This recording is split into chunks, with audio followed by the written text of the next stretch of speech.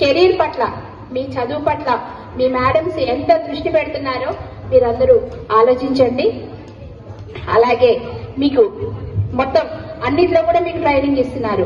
Not only చదువు ఒకటే కాకుండా ఎక్స్ట్రా కరిక్యులర్ యాక్టివిటీస్. ఎందుకంటే ఇంత మారుమూల ప్రదేశంలో ఉన్నా కూడా ఈ స్కూల్లో ఎటువంటి అంటే మనకి ట్రైనింగ్ అవి లేకపోయినా కూడా చెస్లో అంత మంచి ప్రగతి సాధించారు. 2 స్టూడెంట్స్ ఉన్నారు.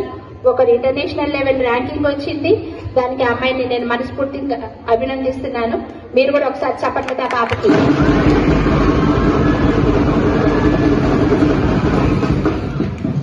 అట్లాగే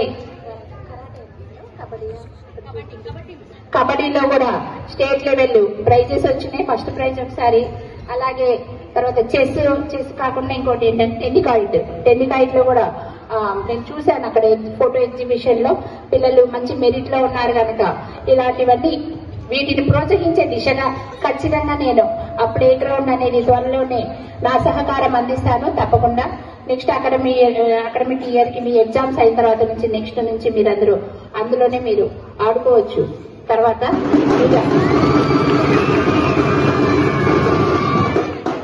నేను మీ అందరికి ఒకటే చెప్తున్నాను, అమ్మాయిలు స్వశక్తితో మీ కాళ్ళ మీద మీరు నిలబడాలి.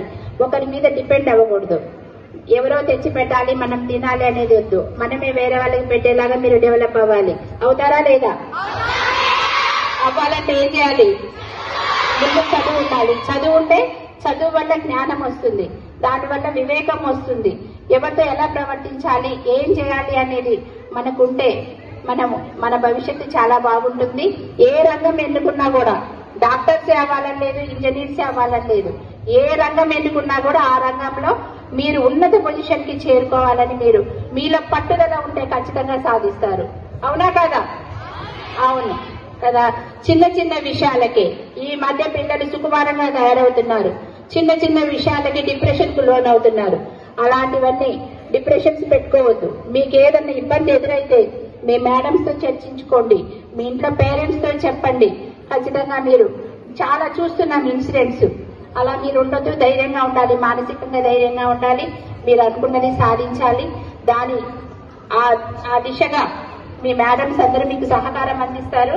ఎందుకంటే మీకు సంపూర్ణ అనే ప్రోగ్రామ్ కూడా ఉంది కనుక దాని దిశగా ఇప్పటికే స్పెషల్ ప్రోగ్రామ్స్ కండక్ట్ చేస్తున్నారు. అట్లాగే నా వంతు సహకారం నేను కూడా అందిస్తాను.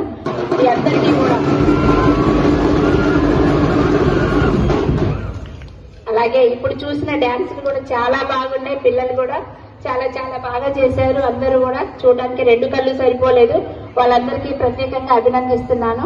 ఇక నాకు టైం లేనందువల్ల నేను వెళ్లాల్సి వస్తుంది కనుక మీ అందరి దగ్గర సెలవు తీసుకుంటూ మీ అందరికీ ఫ్యూచర్ మంచిగా ఉండాలని కోరుకుంటూ, ముఖ్యంగా ఇంటర్ సెకండ్ ఇయర్ వెళ్ళిపోతే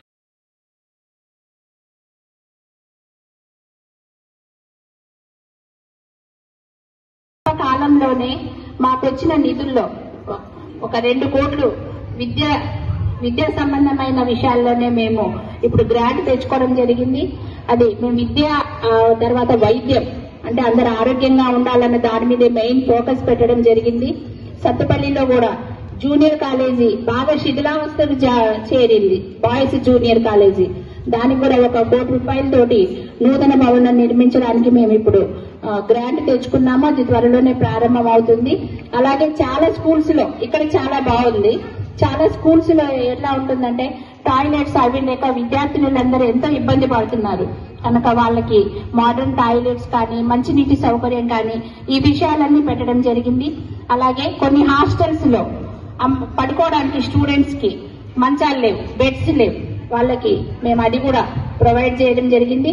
త్వరలోనే స్టూడెంట్స్ అందరికీ మంచాలు, బెడ్స్ కూడా నెక్స్ట్ 2-3 నెలల్లో అందించడం జరుగుతుంది. ఈ విధంగా మేము విద్యకి ఎంతో ప్రాధాన్యతనిస్తున్నాము. అలాగే ఇంకెక్కడన్నా ఏమైనా సమస్యలు ఉంటే నాకు సాధ్యమైనంత వరకు కూడా నేను అన్ని పర్యటించడం జరుగుతుంది నాకున్న సమయంలో. అది అంటే ఏదో చెకింగ్ వెళ్ళి వాళ్ళని వేధించడం అలా బెదిరించడం కాదు.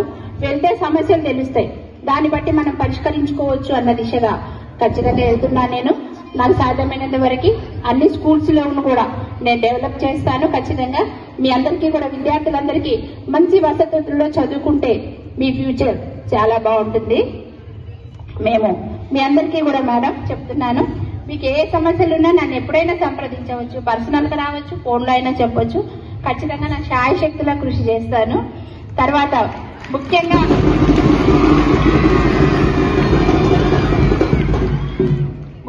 చెప్పాలంటే మనం ఇప్పుడు ఈ స్టేజ్ లో ఉండి మాట్లాడగలుగుతున్న మహిళలం అంటే మా చిన్నతనంలో ఎలా ఉండేదంటే ఆడపిల్లకి చదువు ఎందుకు అనే ఆ స్టేజ్ ఉండేది. ఏదో 10th క్లాస్ దాకా చదివించేసి పెళ్లి చేసి పంపిస్తే బాధ్యత అవుతుంది, బాధ్యత తీరిపోతుంది అనుకునే వాళ్ళు తల్లిదండ్రులు. కానీ ఆ స్టేజ్ నుంచి ఇప్పుడు పిల్లల్ని చదివించాలి. మీకు మీ ఇంట్లో మీ అమ్మా నాన్నలు ఎవరైనా పనులు చెప్తున్నారా? సెలవులకి ఇంటికి పోయినా కూడా అమ్మ పాప బాగా చదువుకుంటుంది, కష్టపడి వచ్చింది, ఈ మంచిగా అన్ని ఏం కావాలని తిండి వండి పెట్టడము, మంచిగా చూసుకోవడం చేస్తున్నారు. మరి మనం ఏం చేయాలి? ఇప్పుడు మనకి ఇంత మంచి అవకాశం ఇచ్చినందుకు ఏం చేయాలి? ఖచ్చితంగా సద్వినియోగం చేసుకోవాలి. మనం ఏ రంగం ఎన్నుకుంటే ఆ రంగంలో మనం ఎంత శక్తి మేరకు కొంచెం శక్తి మించే కూడా మనం కష్టపడి ఉన్నత స్థానానికి చేరుకోవాలి. అంటే అందరూ క్లాస్ ఫస్ట్ రాలేరు, 100 మంది ఉంటే 100 మంది క్లాస్ ఫస్ట్ రాలేరు కదా, అవునా కాదా? కనుక మీరు నేను ఫస్ట్ రాలేకపోతున్నానని ఎవరు కూడా డిప్రెషన్ ఫీల్ అవ్వద్దు. మీకు సాధ్యమైనంత వరకు చదువుకోండి, మీకు బెస్ట్ మార్క్స్ తెచ్చుకోండి. ఎందుకంటే ఈ స్కూల్ కి మంచి రికార్డు ఉంది. అందరూ కూడా ఇప్పుడు లాస్ట్ ఇయర్ 10th క్లాస్ లో 97% వచ్చింది అంటే చాలా గ్రేట్ అచీవ్మెంట్. అలాగే ఇంటర్లో కూడా 82 మేడం, 82%. ఇది చాలా చాలా మంచి అచీవ్మెంట్.